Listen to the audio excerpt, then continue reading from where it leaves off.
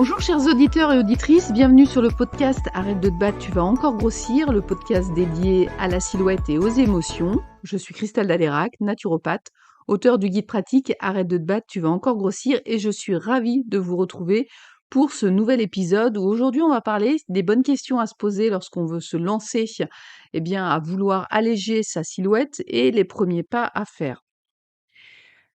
Avant de me lancer, je souhaite ouvrir une petite parenthèse sur une remarque qui m'a été faite cette semaine où je tiens vraiment à préciser que ce podcast répond surtout à la demande des personnes qui souhaitent alléger leur silhouette, qui se sentent pas bien dans leur corps et qui ont l'impression que cette silhouette ne reflète pas qui elles sont à l'intérieur ou qui les empêche réellement de réaliser certaines choses dans leur vie.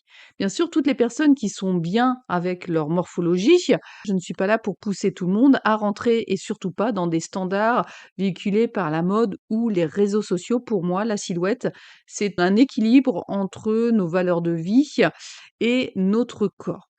La parenthèse étant fermée, vous savez que j'aime voyager et vous faire voyager et utiliser aussi les images pour vous faire vivre les choses. Donc pour démarrer, je vais vous demander d'imaginer une maison et les fondations de cette maison représentent nos émotions, notre histoire de vie, nos blessures et nos joies. Les murs, c'est votre routine quotidienne, vos relations, votre travail. Et le toit, on va dire, c'est notre alimentation. Et si les fondations sont fragiles, peu importe la qualité du toit, on va dire des murs, la maison est obligatoirement instable. Ainsi, se concentrer sur son contenu de l'assiette et ne voir que ça, c'est comme vouloir réparer le toit d'une maison dont les fondations sont donc endommagées. Les régimes restrictifs peuvent être aussi comparés à des pansements placés sur une blessure qui nécessite en réalité une attention plus profonde et un travail de cicatrisation plus long. J'ai envie de vous demander, souvenez-vous la dernière fois où vous avez suivi un régime, si vous avez suivi un régime, les premiers temps, la motivation est là, on est enjoué, tout semble facile, les kilos même des fois s'envolent dans les premières semaines, générant une immense satisfaction. Mais vous avez peut-être dû déjà le constater, après quelque temps, la réalité du quotidien nous rattrape et en fin de compte, rien ne tient. Pourquoi? Parce que notre cerveau et notre corps sont programmés pour déjà avoir une grande variété alimentaire, mais surtout pour répondre à des besoins alimentaires, mais à des besoins émotionnels, et ça, c'est programmé depuis la nuit des temps. Et puis il y a aussi cette tendance actuelle qui consiste à dire ne pas manger ses émotions. C'est un phénomène assez intéressant en ce moment qu'on voit fleurir un peu partout. Et au cœur de cette mode, on va dire, se cache pour moi en réalité une nouvelle forme de contrôle. Certes, ce contrôle, il n'est pas diététique, mais ça reste un contrôle tout de même. Si l'idée derrière de ce mouvement est d'encourager un meilleur contrôle et une meilleure compréhension de nos émotions, il est important de rappeler que nos émotions en elles-mêmes font partie intrinsèquement de notre nature. Elles fonctionnent comme une météo intérieure, on va dire reflétant nos états d'esprit, nos ressentis. Est-ce que nos limites sont respectées? Est-ce qu'on vit vraiment en fonction de nos valeurs? Donc c'est vraiment un point de repère pour nous. Et c'est vrai que de vouloir mettre du contrôle dessus, ça risque d'aggraver aussi le problème.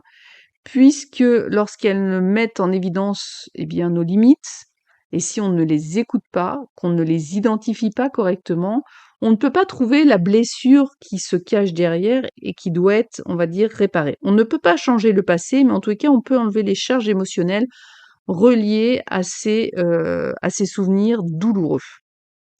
Quand on se tourne vers la nourriture pour combler un vide émotionnel, cela peut souvent indiquer une insatisfaction profonde de notre vie.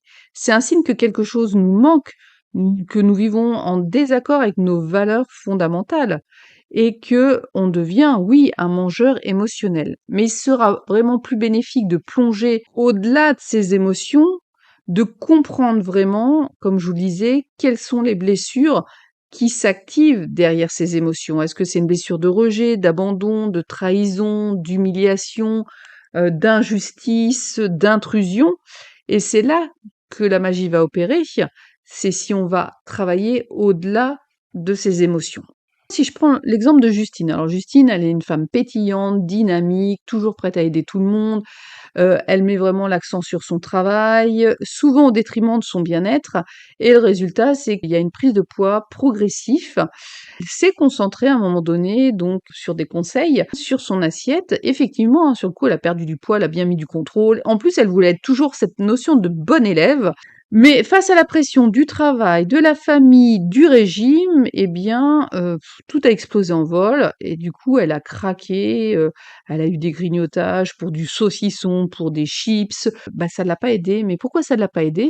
Parce que lorsqu'on écoute Justine et qu'on la regarde faire, on se rend compte qu'il y a un problème entre, l'image qu'elle a d'elle-même et ce qu'elle dégage.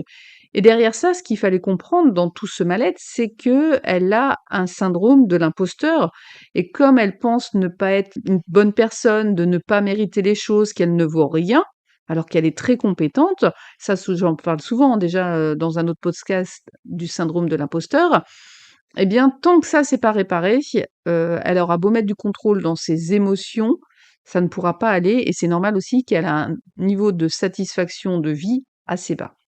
On pourrait prendre aussi Sophie. Sophie, suite à une rupture, alors là, elle s'engouffrait dans l'alimentation pour trouver du réconfort et elle le dit bien, hein, son assiette reflète vraiment, son chagrin, sa solitude et que depuis le départ de son compagnon, elle se sent dans une grande injustice, elle se sent rejetée et elle fait vraiment le lien aussi, à maman. Donc, quels que soient ces états émotionnels, hein, de tristesse, de colère, derrière ça, c'est vraiment la blessure d'injustice et de rejet qu'il va falloir travailler. Donc, avant de se lancer dans son projet silhouette, il va vraiment falloir prendre le temps de réfléchir, c'est quoi ce projet? C'est quoi ce chemin? En dehors, vous mettez à part une notion de taille de vêtements, de poids sur la balance. Qu'est-ce que l'on cherche vraiment à obtenir dans notre vie par le biais d'alléger cette silhouette? Quelles sont les qualités ou les activités qu'on souhaite développer à travers ce cheminement? Est-ce que c'est pour avoir plus d'assurance la prochaine fois que je prendrai la parole lors d'une réunion? Est-ce que c'est pouvoir refaire des activités que je ne peux plus faire parce que ça me fait du bien et ça me valorise? Est-ce que c'est pour pouvoir être en bonne santé, mais derrière la bonne santé, si vous ne restez que là, ça ne fonctionnera pas? Est-ce que c'est une bonne santé pour pouvoir partir en voyage, pour pouvoir faire du vélo avec ses petits-enfants? À quoi ça va vous servir d'avoir une silhouette allégée? Si c'est simplement pour rentrer dans la norme des réseaux sociaux, moi j'ai envie de vous demander à quoi ça va vous servir? Pourquoi vous avez ce besoin de ressembler autant aux autres? Quelle est la blessure derrière ça qui nourrit cette demande spécifique? Et ce qu'on oublie souvent, c'est qu'on a tous des métabolismes différents et que c'est comme si vous exigiez d'un seul coup que les battements de votre cœur, toute votre vie, soient à 60 pulsations minutes si on vous a dit que c'est 60. Mais vous avez des gens à 60, vous avez des gens à 65. Les grands sportifs ont même des rythmes cardiaques plus lents. Ce n'est pas possible. Déjà, on est tous différents. On n'a pas le même métabolisme. Et surtout, j'ai envie de vous dire, à quoi ça va vous servir? Autre question que vous pouvez vous poser, c'est quel est le bénéfice secondaire à avoir cette silhouette actuellement? Je sais, cette silhouette ne vous plaît pas au niveau esthétique, mais elle a sûrement une raison d'être. Est-ce que c'est pour vous protéger de quelque chose ou de quelqu'un? Est-ce que c'est pour pouvoir remplir un vide? Est-ce que c'est pour vous opposer, résister, tenir bon? À quoi peut servir cette silhouette actuellement? Ou peut-être ne pas être féminine pour ne pas attirer le danger? Il y a vraiment cette question-là à se poser. Et puis, il peut être essentiel aussi de se souvenir des moments où vous vous êtes senti en harmonie avec votre corps et qu'est-ce qui a changé depuis. En identifiant les blocages émotionnels, on peut vraiment entamer un véritable processus de réparation, de libération, et ça, souvent, on le fait en étant accompagné, parce que l'introspection qu'on fait nous-mêmes, on va dire, c'est un petit peu un nettoyage, alors que lorsqu'on le fait après avec quelqu'un qui a les compétences, là, vous allez aller gratter en profondeur, avoir un résultat plus important. Donc déjà, l'auto-observation, c'est important. Donc, Je me pose ces questions-là, je m'auto-observe aussi dans ma façon d'être au quotidien, comment je passe à table. Est-ce que je passe à table fatiguée? Est-ce que j'ai une vraie faim physique? Est-ce que je rumine? Est-ce que je suis présente à ce que je mange? Est-ce que je sais m'arrêter quand j'ai réellement plus faim? Est-ce que je grignote? Quel type de grignotage? Et ça, surtout, notez-le sur un carnet. Et si vous me dites, ah, mais ça prend du temps, le carnet, c'est casse-pied, alors je suis désolée, déjà rien que ça, regardez, c'est un frein, c'est une opposition. Vous voulez quelque chose, rien que de vous dire que pendant quelques jours, il va falloir être dans l'auto-observation, ça ne passe pas. Donc, est-ce que c'est une contrainte? Ah, déjà trop de contraintes, mais pourtant l'auto-observation va être importante, sinon on ne sait pas où on va. Comme si vous me disiez, bah, moi je vais à Rome, et puis je vous disais, bah, ça serait bien de regarder tous les chemins qui mènent à Rome, et que vous me dites, oh non, non, non, je verrai bien sur la route, il y aura bien un panneau quelque part. Vous risquez de tourner en rond pendant longtemps. Et puis les changements que vous allez mettre en place, si vous voulez, ça va être important de vous interroger. Est-ce que c'est reproductif dans ma vie actuelle sur du long terme? C'est-à-dire que quand on change quelque chose et que c'est bénéfique pour nous, ça va être important qu'il puisse durer dans le temps. Donc c'est des choses que vous pouvez faire sur 10, 15, 20, 30 ans. C'est vrai que des fois, je sais que initier un changement, surtout lorsqu'il concerne nos habitudes profondes alimentaire, enraciné depuis des fois très très longtemps, ça peut sembler difficile et décourageant. C'est pour ça qu'il est crucial de prendre son temps, de commencer petit à petit en s'attaquant à un élément à la fois. Chaque petit changement que nous faisons dans notre vie quotidienne peut avoir un vrai effet boule de neige, entraînant vraiment sur du long terme des transformations importantes, profondes, et vraiment qui va venir nourrir votre vie. Peut-être déjà que vous pouvez identifier un aliment aussi, une habitude qui vous semble toxique et demandez-vous pourquoi cette habitude existe-t-elle? Que vous rapporte-t-elle sur un plan physique et émotionnel? Quels besoins comble-t-elle? Comprendre, comme je vous disais, la raison sous-jacente est essentielle pour changer efficacement et plutôt que de supprimer brusquement, sans réflexion, cette habitude ou cet aliment, envisager de le réduire progressivement en amenant d'autres habitudes de vie plus saines et qui vont plus avec vos valeurs de vie. Une fois que vous avez une compréhension claire et que vous avez envisagé des moyens de moduler, de remplacer ou de diminuer cette habitude, si vous avez besoin d'un exemple, imaginons que vous avez identifié que vous mangiez facilement du sucre lorsque vous étiez stressé. On peut penser déjà, le sucre, c'est aussi la relation à l'autre, la dépendance affective. Qu'est-ce que j'ai à travailler là-dessus? Comment je peux me faire accompagner? Mais aussi, quels sont les moyens pour moi de gérer ce sentiment de dépendance affective?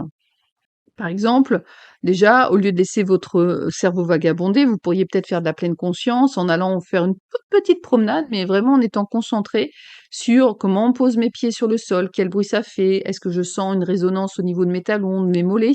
Déjà, vous allez détourner votre esprit à une fausse croyance. Ça peut être quelques minutes de méditation, vraiment en portant toujours votre conscience sur les différentes parties de votre corps. Ou si vraiment il y a beaucoup de stress, ça peut être un petit coup de fil auprès d'une amie, ça peut être du dessin neurographique, ça peut être respirer une huile essentielle. En tous les cas, en remplaçant progressivement l'ancienne habitude par une nouvelle, vous allez forger un nouveau chemin cérébral où d'habitude le réflexe c'est d'aller chercher quelque chose dans le frigo. Il faut aussi laisser le temps que le chemin se trace dans le cerveau pour avoir le nouveau réflexe, si vous voulez, d'aller par exemple vous promener. Et puis si vous avez vraiment du mal à identifier ce qui se joue derrière vos émotions, vous pouvez aussi faire cet exercice, c'est de sortir vos albums photos de votre enfance à aujourd'hui et de récupérer des photos de périodes où vous étiez bien avec vous-même, avec votre silhouette, et des moments où vous étiez moins bien. Et puis positionnez-les dans l'ordre de votre enfance à maintenant, et vous pouvez peut-être partir de maintenant pour descendre progressivement. Essayez de voir quels peuvent être les points communs entre les périodes où vous vous sentiez bien et les photos où vous vous sentez mal, où vous aviez grossi. Et là, vous allez peut-être trouver des similitudes sur des situations conflictuelles où il y avait un sentiment d'abandon, de rejet, d'humiliation ou un vide. Et ça va déjà pouvoir vous donner une piste de travail. Alors, comprenez bien que c'est un chemin, le parcours est unique. N'oubliez pas, la clé, c'est la progression, pas la perfection. Sinon, on se trompe encore de chemin. C'est votre voyage. Il mérite d'être personnalisé pour répondre à vos valeurs et à vos besoins spécifiques. Donc, vraiment, je résume. Est-ce que c'est le bon moment? Quelles sont les qualités et les actions que je veux voir apparaître dans ma vie en allégeant ma silhouette? Et que je fais les choses pour le plaisir que ça va amener dans ma vie et pas simplement pour une notion de poids. Quels peuvent être les bénéfices secondaires à avoir la silhouette que j'ai actuellement et comment je peux petit à petit changer un élément par un élément. Voilà, on arrive au terme de ce podcast. Merci de votre écoute. Surtout, si vous avez aimé, n'hésitez pas à liker, à partager. C'est une façon de soutenir ce podcast. Si vous voulez en savoir plus, comme d'habitude, sur les ateliers en dessin neurographique, dessin de la main non dominante, l'enfant intérieur, mais aussi l'accompagnement individuel ou simplement pour pouvoir acheter le guide pratique, rendez-vous sur www.silbaya.com. Voilà, je vous souhaite une belle journée et je vous dis à très vite. Bye bye!